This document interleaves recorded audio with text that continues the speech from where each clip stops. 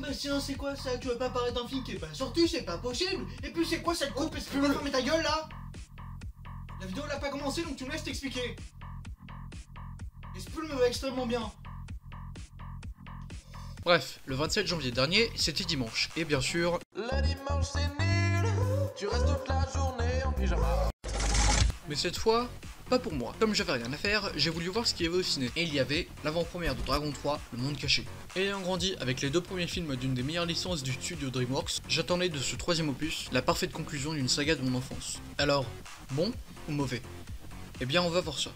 Ah, DreamWorks. Je suis né dans les années 2000, j'ai découvert un bon nombre de leurs films avec mon âme d'enfant. Mon avis n'est pas du tout objectif envers ces films dont j'aime quasiment tout. J'aime leur univers, les personnages sont cool, et leurs méchants pètent la classe. Un bon nombre de leurs films font encore partie aujourd'hui de la pop culture mondiale depuis presque 15 ans. Ayant adoré les deux premiers films Dragon, j'attendais ce troisième opus comme un riche attendait la victoire de Macron. Donc quand j'ai eu la chance d'aller le voir en avant-première, imaginez bien mes réactions. Hyper content.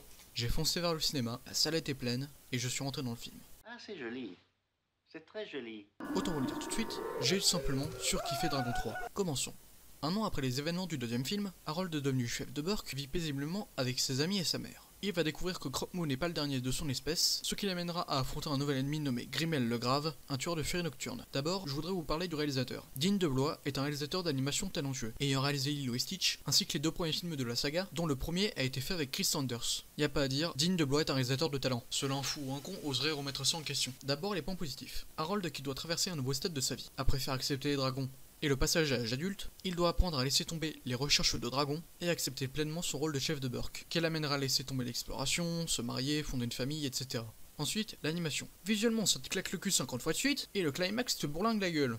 Le visuel s'associe totalement à la musique grandiose de John Powell, qui a co-composé la musique de plusieurs DreamWorks comme Fourmise, La Route d'Eldorado ou le premier Shrek. Pour finir sur le point positif, la fin du film, qui montre clairement qu'un quatrième film sera inimaginable, la séparation entre dragons et humains, signifiant qu'une vie mélangeant les deux peuples est impossible, ainsi qu'Harold qui se marie, et le film qui se finit sur l'envol d'Harold, Croque-Mou et leurs familles respectives.